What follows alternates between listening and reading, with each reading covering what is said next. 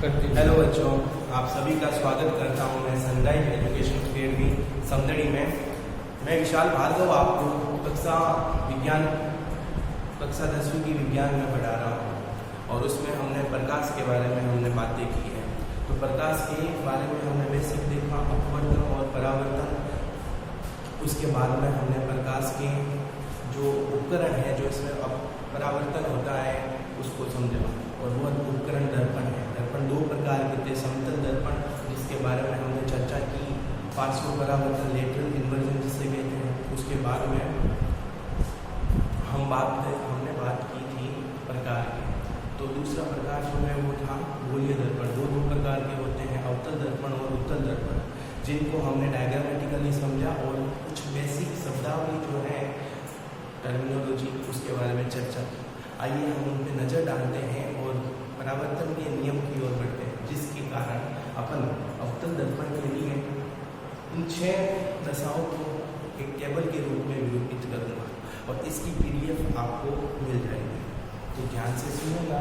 हम बात कर रहे थे विज्ञान में लाइट की, और लाइट में हमने जो बात की थी वो है परावर्तन। लाइट में परावर्तन उसका अनुप्रयोग, उसमें दर्पण पढ़ा हमने। तो दर्पण में हमने देखा दर्पण दो प्रकार के होते हैं। दर्पण दो प्रकार के होते हैं, समतल दर्पण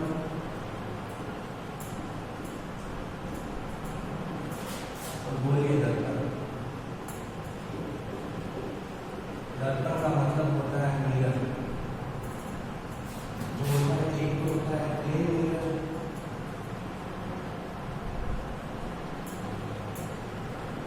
और एक होता है स्फेरिकल मिरर।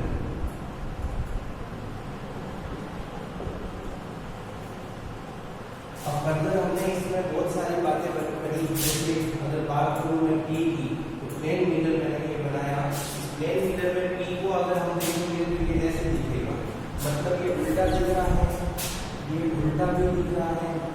उल्टा कैसे, मतलब ऊपर नीचे वाला उल्टा नहीं, बायां जो है वो दाईं तरफ और दायां बाईं तरफ हो गया। इसी को बोलते हैं पार्श्व परावर्तन, लेटरल इन्वर्जन। तो समतल दर्पण में हमने देखा इसकी जो फोकस दूरी होती है वो इन्फिनिटी होती है, अनंत होती है इसकी फोकस।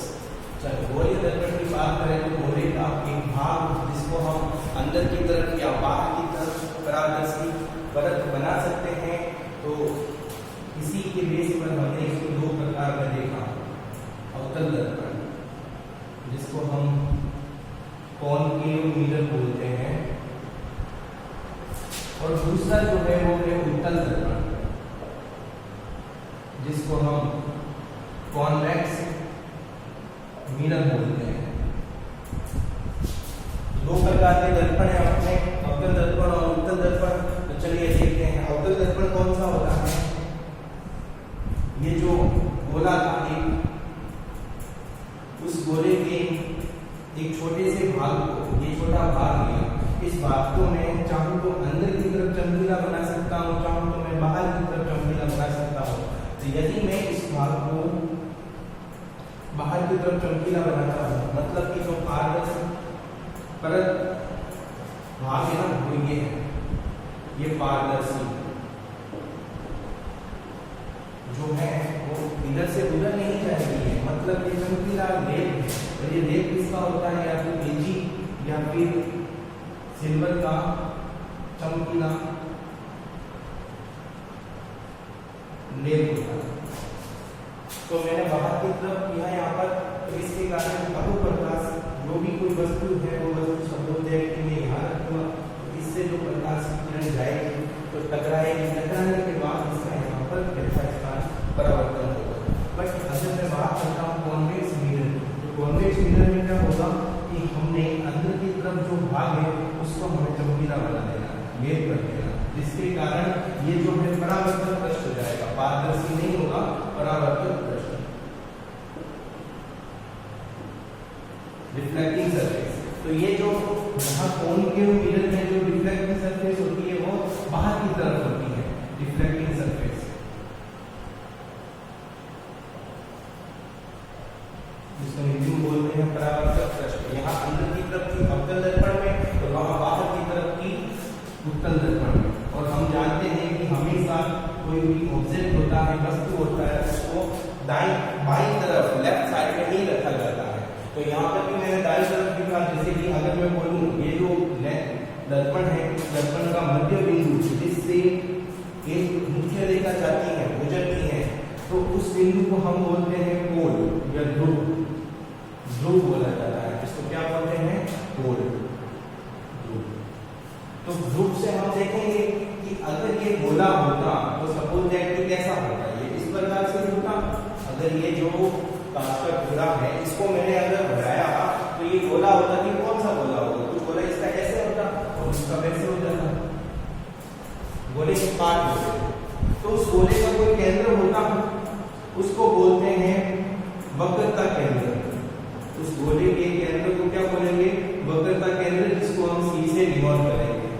क्या बोलते हैं? गोले के केंद्र को बोलेंगे वक्रता केंद्र, सेंटर ऑफ कर्वेचर, जिसको बोलते हैं सी। और जो कोण है आपके ध्रुव, उसके और वक्रता केंद्र के बीच की जो दूरी है ये वाली, इसको बोलते हैं कैपिटल आर, वक्रता त्रिज्या। क्या बोलते हैं? वक्रता त्रिज्या, कैपिटल आर। और उस केस की अगर मैं बात करूं आपसे, तो उस केस में यहाँ पर देख सकते हैं ये पोल और सेंटर ऑफ कर्वेचर के बीच की डिस्टेंस वक्रता केंद्र है रेडियस ऑफ कर्वेचर। क्या नाम दे दिया मैंने? Radius of curvature. हिंदी में इसको बोलते हैं वक्रता त्रिज्या, इसी को हम बोलते हैं आर। तो यहाँ आप देख सकते हैं ये जो दूरी है, सपोज दैट कि ये इस गोले की त्रिज्या ही तो है, जो वक्रता त्रिज्या है वो क्या है? इस गोले की त्रिज्या है। इस वक्रता केंद्र की एक बहुत बड़ी खास बात है। खास बात क्या है कि अगर हमने प्लेन मिरर में यहाँ पर पढ़ा था, ये कोई प्लेन मिरर या फिर परावर्तन के नियम को हमने समझे थे ना, यहाँ पर कैसे होता है परावर्तन का? क्या नियम होता है? परावर्तन वाला जो नियम था, पहला क्या होता है? एंगल आई बराबर एंगल आर। दूसरा जो होता है वो तीनों जो किरणें हैं वो एक ही कण में, एक ही बिंदु पर मिलती है। तो कैसे होगा वो एक ही बिंदु? जैसे सपोज है कि यहाँ पर मैंने समतल दर्पण बना दिया और मैंने एक काल्पनिक रेखा की चीज ओ बिंदु है जो इस दर्पण के लंबवत है, परपेंडिकुलर है, जिसको हम बोलते हैं अभिलंब, नॉर्मल, अभिलंब बोलते हैं। तो यही मैं आपको कह रहा हूं कि भाई इस गोलीय दर्पण की बात करें तो उसमें अभिलंब जो होता है वो सदैव वक्रता केंद्र से गुजरेगा। क्या मैंने बोला यहाँ पर? अभिलंब जो होगा, अभिलंब वक्रता केंद्र से गुजरता है। कैसे? जो नॉर्मल है वो सेंटर ऑफ कर्वेचर से गुजरेगा। मतलब कि अगर इस पॉइंट पर यहाँ पर मैं बात कर रहा हूँ तो इस पर मैं अभिलंब खींचूंगा तो अभिलंब जो है वो सेंटर ऑफ कर्वेचर से गुजरेगा। ये हर जगह ये मुख्य अक्ष में यही काम कर रहा है। देखो ये मुख्य अक्ष सी से भी तो गुजर रहा है और ध्रुव से भी गुजर रहा है। यदि मैं यहाँ पर एक इसका ऐसे लाइन ड्रॉ करूँ, स्पर्श रेखा बनाऊं, अगर मैं इस बिंदु पर इस वृत्त की स्पर्श रेखा बनाऊंगा तो स्पर्श रेखा जो है वो यहाँ इस रेडियस के लंबवत होती है। तो यही अपना होता है नॉर्मल, लंबवत नॉर्मल, वो स्पर्श रेखा के समान ही अपन स्पर्श रेखा के भी लंबवत होती है ये चीज जो हम बोल रहे हैं। क्या कि मतलब इस बिंदु से सपोज दैट कि मेरे पास मैं आपको यहाँ समझाता हूँ, ये एक वर्ग बना दिया, एक्चुअली यहाँ गोला है, ये सॉरी यहाँ पर तो ये क्या है? गोला है और वहां मैंने 2D में समझाने के हिसाब से वर्ग बना दिया। तो मैं आपको ये यही समझाऊंगा कि यदि सपोज दैट इस बिंदु पर ये केंद्र है सेंटर ऑफ कर्वेचर और आपको ये जो है वो गोल है, तो मैं बोलता हूँ कि इस बिंदु पर यदि ये जो है ना ये लाइन वो इस बिंदु पर अगर मैं स्पर्श रेखा खींचूंगा तो ये जो लाइन है ना वो इस स्पर्श रेखा के मतलब इस बिंदु के परपेंडिकुलर होता है। तो यहाँ पर हमने समतल के ऊपर कैसे परपेंडिकुलर बनाया, तो इसका भी परपेंडिकुलर होगा और इसका भी परपेंडिकुलर होगा। वो परपेंडिकुलर पर्टिकुलर अभिलंब जो है वक्र का केंद्र से गुजरेगा, क्योंकि वो तो त्रिज्या है, त्रिज्या भाई केंद्र से नहीं गुजरेगी क्या, तो त्रिज्या जो है वो केंद्र से गुजरती है, तो हर बिंदुओं पर ये लागू होता है। ये एक और बात है, अगर मैं हम इसको समझाता हूँ परावर्तन का यहाँ से एक लाइट आती है उसको बोलते हैं आपतित किरण, इंसिडेंट रे, और ये जो कौन बनाती है अभिलंब के साथ, ये एंगल है आई, तो यहाँ पर आपतित किरण अभिलंब के साथ कौन बनाती है, आपतित किरण, इंसिडेंट रे,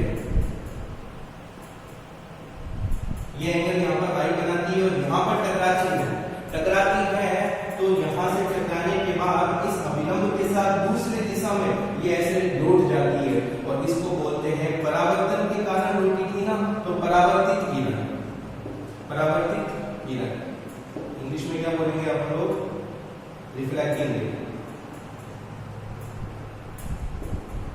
ठीक है, रिफ्लेक्टिंग रे हो गया आपका ये।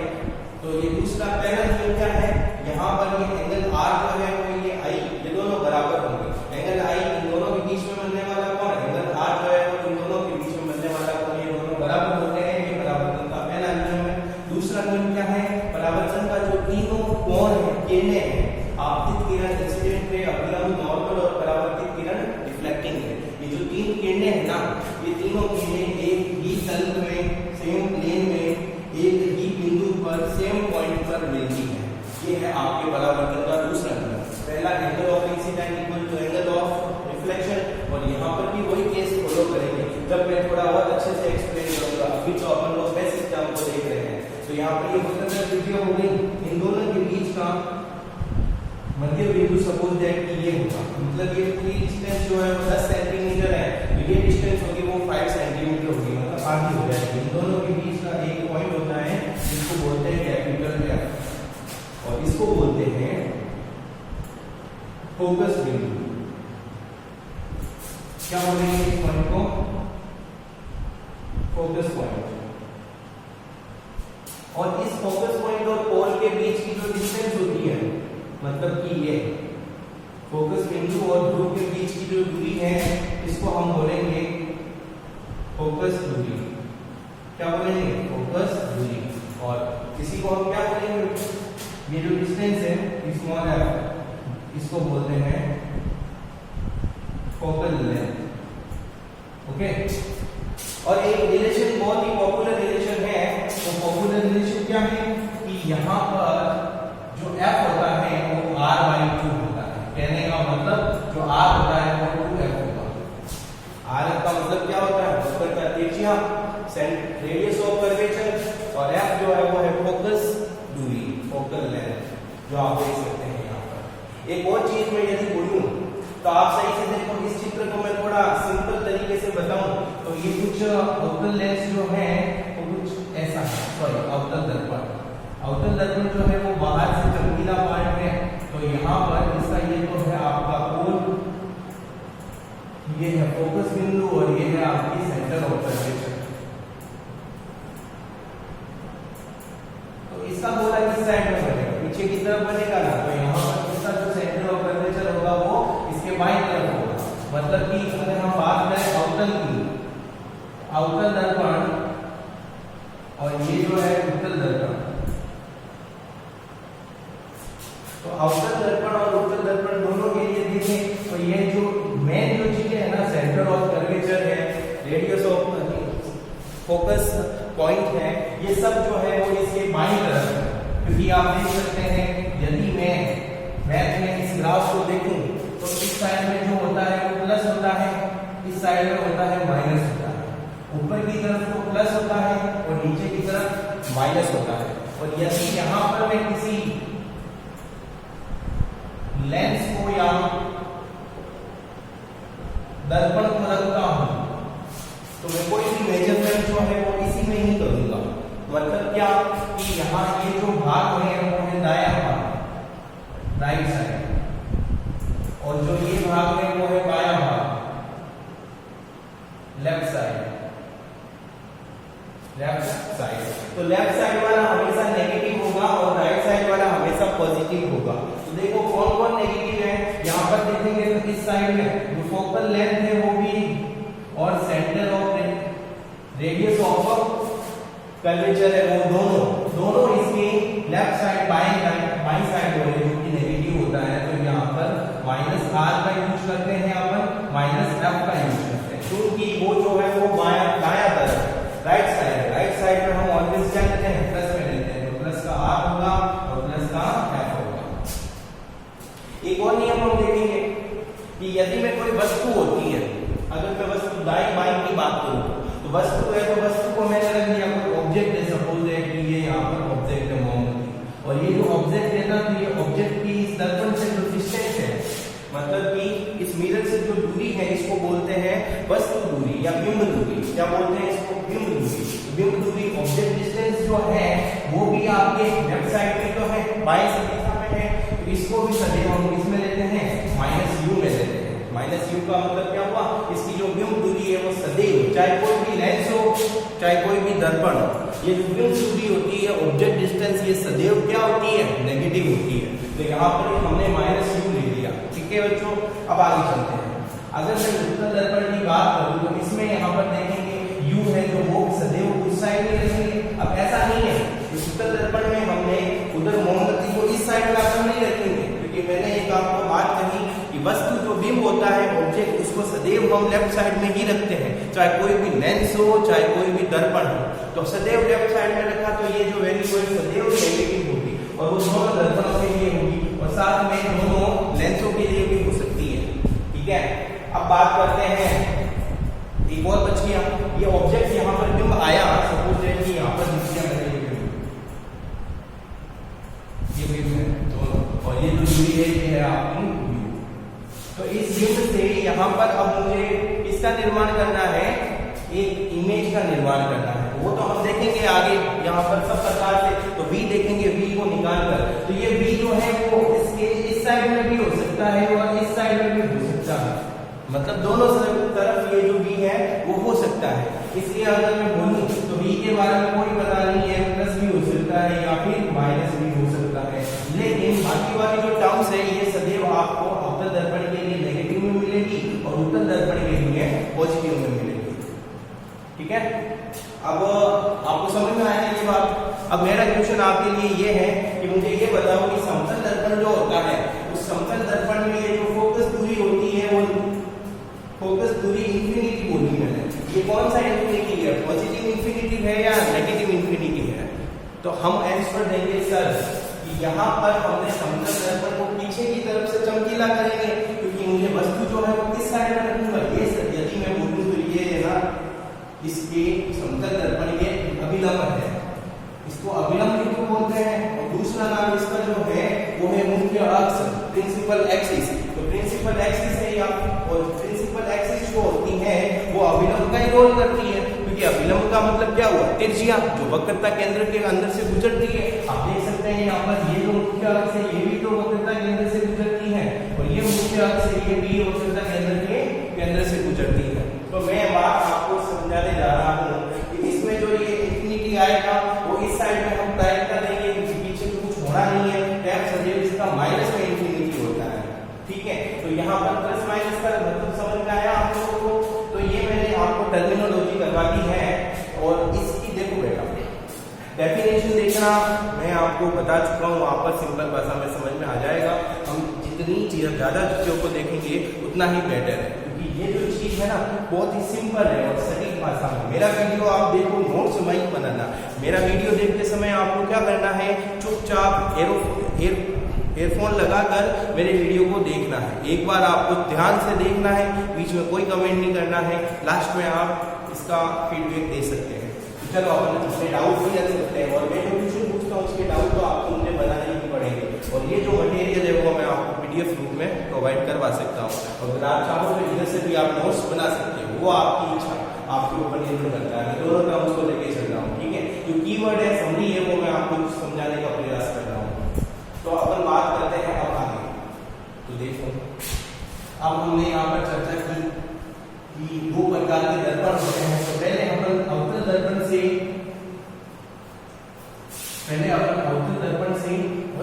वस्तु का प्रतिबिंब बनाते हैं, और उसके लिए मुझे क्या करना पड़ेगा, कुछ नियम है परावर्तन वस्तु के निर्माण के।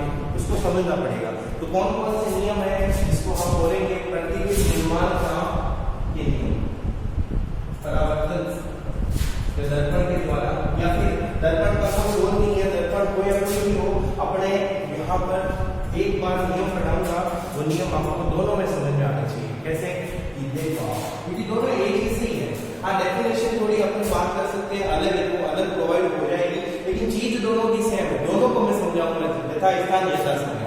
ठीक है, तो आगे चलते हैं। यहाँ पर दर्पण या लेंस दोनों के द्वारा है, बस कीवर्ड थोड़ा अलग हो जाएगा, कहाँ परिवर्तन होगा वो भी मैं आपको बताते हुए चलूंगा। ठीक है, तो यहाँ पर मैं बोलता हूँ प्रतिबिंब निर्माण के नियम, मतलब कि मैंने क्या बोला यहाँ पर, law of formation, law of formation of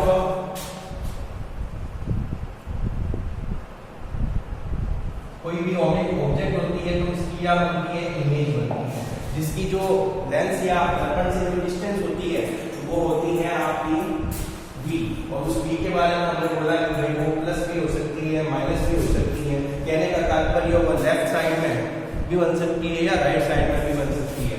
तो इसके लिए अपन देखने पड़ेंगे, तो यहाँ पर कुछ नियम पढ़ेंगे, उसके बाद में वो अवतल दर्पण है उसको पढ़ेंगे, उसके कुछ छह है, छह को टेबल के माध्यम से समझने का प्रयास करेंगे, और उसके बाद में मैं उत्तल दर्पण के भी कुछ बताऊंगा। तो यहाँ उसके लिए उन सबको समझने के लिए यहाँ पर हमें नियम पढ़ने पड़ेंगे। तो पहला नियम क्या पढ़ा है, ध्यान से सुनिए। यदि कोई मैंने चारों चीजों को समझा रहा हूँ, चारों नहीं दो चीज को समझा रहा हूँ, तो दो चीज बाद में देखेंगे, यथा स्थान यथा समय। तो यहाँ पर मैंने जो ये बनाया है वो क्या बनाया है बेटा, एक दर्पण बनाया है, और वो कौन सा दर्पण है, अवतल दर्पण, अवतल दर्पण, कॉन्केव दर्पण। और यहाँ पर अगर मैं बात करूं तो ये जो दूसरा दर्पण बनाऊंगा मैं, वो है आपका उत्तल दर्पण, उत्तल दर्पण। ठीक है, इसको बोलेंगे कॉन्वेक्स मिरर। ओके, तो कॉन्केव मिरर और कॉन्वेक्स मिरर जो है वो यहाँ पर मैंने बना दिया। और इधर मैं अगर बोलूं पहला नियम जो है वो मेरा क्या होगा कि यदि कोई समांतर, मुख्य अक्ष के समांतर रेखाएं आती हैं, क्या बोला मैंने, कौन आ रही है, मुख्य अक्ष के समांतर रेखाएं आ रही है। जैसे कि यहाँ पर भी देखो, ये जो है रेखाएं, दो रेखाएं मैंने बनाई है, जो अपनी ये जो मुख्य अक्ष है ना, मुख्य अक्ष प्रिंसिपल एक्सिस, ठीक है, तो मुख्य अक्ष जो है प्रिंसिपल एक्सिस इसके समांतर आ रही है, मुख्य अक्ष है, इसको बोलेंगे प्रिंसिपल एक्सिस। तो प्रिंसिपल एक्सिस और मुख्य अक्ष इनके ये समांतर आ रही है। जैसे ये टकराएगी, जैसे ही यहाँ से इस बिंदु पर टकराएगी, टकराने के बाद ये जो है वो फोकस बिंदु से गुजरेगी, यहाँ से टकराने के बाद ऐसे चली जाएगी, इसके लिए चली जाएगी अवतल के लिए, कॉन्केव के लिए। लेकिन यहाँ पर क्या होता है कि जैसे ये टकराती है तो ये उधर तो जा नहीं सकती, क्योंकि इसका इधर F है और इधर क्या है, C है। यहाँ पर तो टकराई, टकराने के बाद चली गई इधर, क्योंकि फोकस इधर ही था। लेकिन इसमें समस्या क्या है कि यहाँ ये जो है वो F से नहीं जा सकती, जा ही नहीं सकती F से। तो क्यों नहीं जा सकती, क्योंकि पीछे यहाँ पर क्या किया हुआ है, चमकीला किया हुआ है। तो ये इधर जाएगी, ये उधर चली जाएगी, ऐसे ऐसे चली जाएगी। लेकिन हमको ऐसे लगेगा, मतलब मेरे आंख यहाँ पर है ना, तो मैं इसको देखूंगा तो मुझे लगेगा कि अरे भाई साहब ये तो फोकस बिंदु से तो आ रही है, मतलब प्रतीत हो रही है। तो नियम बन गया, यदि कोई समांतर आपतित किरणें, पैरेलल इंसिडेंट लाइट रे जो है उनका यहाँ रिफ्लेक्शन होता है दोनों दर्पणों में, तो रिफ्लेक्शन के बाद या तो वो फोकस पॉइंट से चली जाएगी या फिर वो फोकस पॉइंट से जाती हुई प्रतीत होगी, हैपेंस, फील होता है कि हाँ वो जा रही है फोकस बिंदु से, लेकिन वो जाती नहीं है। तो यहाँ पर मैंने काल्पनिक रेखा खींच दी पीछे, ऐसा प्रतीत होता है, बट यहाँ से तो गुजरती है। दूसरी बात जस्ट इसकी अपोजिट ही है, उल्टी है। उल्टी बात क्या है कि यदि कोई लाइट रे फोकस बिंदु से आती है, जैसे कि ये लाइट रे है जो फोकस बिंदु से आ रही है, कहाँ से आ रही है, फोकस बिंदु से। तो फोकस बिंदु से आती है तो जैसे टकराएगी, टकराने के बाद मुख्य अक्ष के लिए समांतर चली जाएगी, मतलब कि टकराने के बाद इसका क्या हो जाएगा, यहाँ पर परावर्तन हो जाएगा, और उसके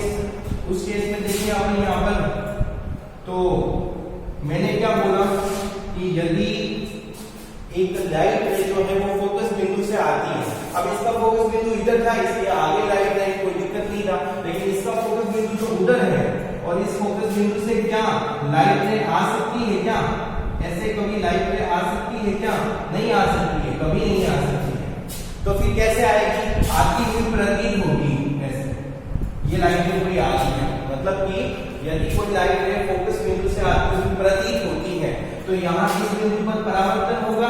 तो इस परावर्तन के पश्चात वह मुख्य अक्ष से क्या हो जाएगी? समानांतर हो जाएगी। जैसे यहाँ पर किया था, फोकस बिंदु से आ रही थी, टकराई, समांतर हो गई। यहाँ पर आती हुई प्रतीत हो रही थी, टकराई, फिर यहाँ से कहाँ चली गई? मुख्य अक्ष से समांतर। उधर तो जा नहीं सकती ना, क्यों नहीं जा सकती? क्योंकि यहाँ पर पीछे कलर किया हुआ है। लेंस होता तो जाती, लेंस होता तो जाती। तो लेंस में थोड़ा अलग तरीके से अपन पढ़ेंगे। तो तीसरी बात अगर मैं बोलूं तो ये दोनों बातें एक दूसरे के ऑपोजिट है, आप समझ चुके हो। तीसरी बात हम देखते हैं। मुझे एक बात बताओ, तीसरी बात को शुरू करने से पहले मैं आपको चीज बोलता हूँ कि इस केस में, इस केस की स्टडी करके मुझे बताओ कि आपतित किरण कौन सी है? आपतित किरण मतलब आने वाली किरण, इंसिडेंट रे कौन सी है? यही होगी आपतित किरण। इसको क्या बोलेंगे अपन लोग? इंसिडेंट रे, इंसिडेंट रे बोलेंगे। अब यहाँ पर ये क्या हो रहा है? परावर्तन हो रहा है, क्योंकि दर्पण क्या करता है? परावर्तन ही तो बताता है। यहाँ परावर्तन हो रहा है। परावर्तन के बाद में ये जो लाइट रे है इसको क्या बोलते हैं अपन लोग? परावर्तित किरण। परावर्तित किरण, रिफ्लेक्टिंग रे। देखो ये चीज जो है वो इसमें नहीं है, लेकिन एक्स्ट्रा मैं आपको चीज बताने का बोल रहा हूँ, इसको लिखाना नहीं है, ये खाली समझना है कि ये माइंड कैसे वर्क करेगा, आपको उसका पता लगाना पड़ेगा ना। और यहाँ पर ये जो सी है और ये सी से एक काल्पनिक रेखा जो है वो ऐसे अपने बना दी, और जो ये जो रेखा है ना ये आपके इसकी स्पर्श रेखा से 90 डिग्री का कोण बनाती है। मतलब यहाँ पर ये एंगल 90 डिग्री का, मतलब कहने का कि ये जो रेखा है वो इस तल के लंबवत है, तो अभिलंब नहीं है, नॉर्मल है। कौन है ये? अभिलंब, नॉर्मल। तो परावर्तन का पहला नियम आपने क्या पढ़ा था? एंगल आई बराबर एंगल आर। अब देखो यहाँ पर आपकी किरण और अभिलंब के बीच में बनने वाला कोण है एंगल आई, और यहाँ पर परावर्तित किरण और अभिलंब के बीच में बनने वाला कोण जो है वो क्या है? Angle R. तो यहाँ पर ये एंगल आई और एंगल आर हमेशा बराबर होते हैं। परावर्तन में आपने नियम पढ़ा, तो आप देख सकते हैं यहाँ पर कि ऐसा क्यों हुआ। ये लाइट रे आई, अभिलंब को ढूंढा, इसका अभिलंब यहाँ था, अभिलंब के साथ जितना कोण बनाया उतना ही कोण अभिलंब के दूसरी दिशा में बढ़ाते हुए चली गई। यही चीज यहाँ पर भी फॉलो हो रही है। देख सकते हैं आप लोग, सी से गुजरने वाला क्या होता है? अभिलंब होता है। या आर भी है तो आपतित और अभिलंब के बीच में वाला कोण एंगल आई, और परावर्तित और एंगल इसके बीच में नॉर्मल के बीच में बनने वाला कोण एंगल आर। एंगल आई और एंगल आर दोनों आपस में क्या है? बराबर है। तीसरा जो है उसको इसी आधार पर समझाता हूं मैं। यहाँ पर देखिए, यदि मैं यहाँ पर अवतल दर्पण के लिए एक जो लाइट रे आपतित प्रकाश की किरण है वो सेंटर ऑफ कर्वेचर से आती है। किधर से आती है? सेंटर ऑफ कर्वेचर से। सेंटर ऑफ कर्वेचर समझते हो आप क्या होता है? यही होता है। तो चलो इस बिंदु पर हम देखते हैं कि यहाँ पर नॉर्मल क्या होगा। तो इस बिंदु से नॉर्मल क्या होगा? तो इसका नॉर्मल अगर मैं निकालूंगा तो वो नॉर्मल सेंटर ऑफ कर्वेचर से ही जाएगा। देख सकते हैं आप कहाँ से जाता है? सेंटर ऑफ कर्वेचर से जाता है। तो कहने का मतलब सेंटर ऑफ कर्वेचर से ये जो आपकी किरण है और यहाँ बना हुआ नॉर्मल है, उन दोनों के बीच में जो एंगल बन रहा है वो एंगल 0 डिग्री बन रहा है। इसी वजह से यहाँ पर क्या होगा कि वह जो है वापस परावर्तित हो जाएगा। यहाँ पर परावर्तित के बाद में हम देखेंगे कि वो जो नॉर्मल है उस नॉर्मल के साथ में वो 0 डिग्री का कोण बनाएगा। तो ये जो पूरा लाइट रे से जाती है, परावर्तन के बाद वापस लौट आती है, और दोनों के बीच में जो कोण का निर्माण होता है वो 180 होता है। 180 कैसे? 180 मतलब ये तो एक तो आ रही है, टकराने के बाद वापस जा रही है। आपको मैं वापस क्लियरली से समझाऊंगी नियम, क्योंकि यहाँ पर मैंने क्या किया कि स्पर्श रेखा बनाकर आपको थोड़ा डायग्रामेटिकली यहाँ पर साफ नहीं दिख रहा था। तो मैं बोलूँ कि यहाँ अगर कोई लाइट रे जो है वो केंद्र से आती है तो टकराई, तो यही आपकी किरण है, यही नॉर्मल है, और टकराई तो टकराने के बाद परावर्तन भी इधर ही होगा, ऐसे ही होगा। और यही क्या है? आपकी रिफ्लेक्टिंग रे है। मतलब कि दोनों ये जो दोनों एंगल है वो 0 डिग्री है। दोनों एंगल कितने? 0 डिग्री, और दोनों आपस में अपोजिट है। ठीक है। या फिर 90 डिग्री भी बोल सकते हो आप, 90 प्लस 90 हो जाएगा। तो ये आपको एक समझ में आया। तो इसके लिए क्या बनेगा, यहाँ देख सकते हैं आप लोग, इसका जो F है और इसका C है। तो यदि मैं बोलता हूं कि कोई लाइट रे वक्रता केंद्र से आती है, तो यहाँ पर उसके लिए मैंने बनाया यहाँ पर कि वक्रता केंद्र से आ रही थी। तो क्या बोलता है नियम कि वक्रता केंद्र से आती है या आती हुई प्रतीत होती है। यहाँ से तो आ नहीं सकती क्योंकि वक्रता केंद्र उस साइड में है, तो आएगी इधर से, यहाँ से आएगी, तभी तो ऐसा लगेगा कि वो वक्रता केंद्र से आ रही है। तो वक्रता केंद्र से आ रही है, तो आप मुझे बताइए वक्रता केंद्र से आ रही है तो टकराने के बाद में यहाँ पर अभिलंब के साथ में ये 0 डिग्री का कोण बना रही है। तो 0 डिग्री का कोण बना रही है, तो वापस ये टकराने के बाद में कितने डिग्री का कोण बन जाएगा, 0 डिग्री का। तो मैं ये बोल सकता हूँ इस केस में बोला था कि आपतित किरण, परावर्तित किरण और अभिलंब तीनों जो है वो ये एक ही लाइन है जो सी से जाते हुए फील करवा रही है, बट प्रतीत हो रही है, वास्तविक में ये नहीं जा रही है।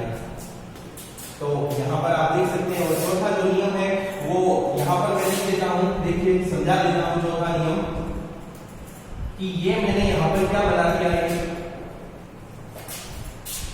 अवतल दर्पण बना दिया। अवतल दर्पण यानी यहाँ पर बना दिया, तो अवतल दर्पण मैंने यहाँ बनाया। एक लाइट रे जो है,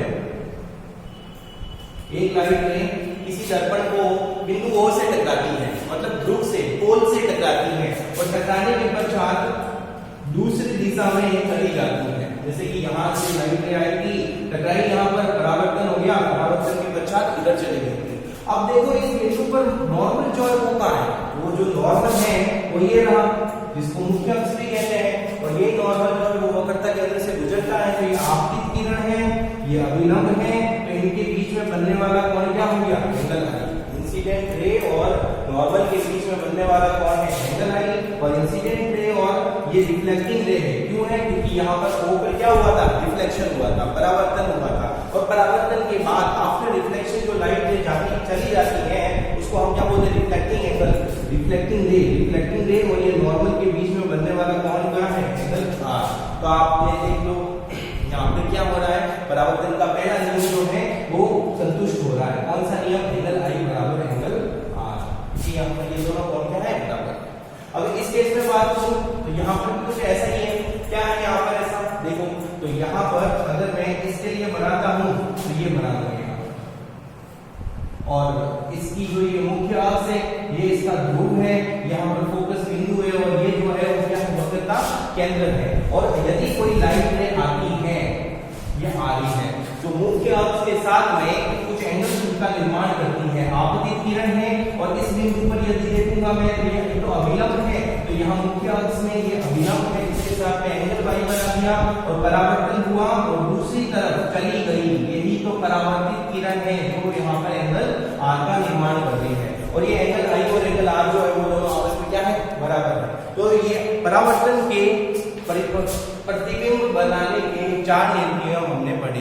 तो समांतर आएगी, टकराने के बाद फोकस बिंदु से जाएगी, या फिर फोकस बिंदु से जाती हुई प्रतीत होगी। दूसरा क्या था, जस्ट इसका अपोजिट, फोकस बिंदु से आती है या फोकस बिंदु से आती हुई प्रतीत होती है। तो उस केस में वो टकराने के पश्चात किधर से चली जाएगी, समानांतर चली जाएगी। यदि प्रकाश की कोई किरण, तीसरा नियम बता रहा हूं, यदि प्रकाश की कोई किरण वक्रता केंद्र से आती है या वक्रता केंद्र से आती हुई प्रतीत होती है, वक्रता केंद्र का मतलब सेंटर ऑफ कर्वेचर, तो उससे आती हुई प्रतीत होती है, एज्यूम होती है, सीम्स लगता है हमें, तो टकराने के पश्चात वापस उसी दिशा में लौट जाती है। मैंने क्या बोला, यहाँ पर चली जाती है नहीं बोला, मैंने बोला लौट जाती है, मतलब कि आ रही थी, जैसे कि जिस दिशा से आ रही थी परावर्तन हुआ, फिर उसी दिशा से लौट गई, वापस चली गई।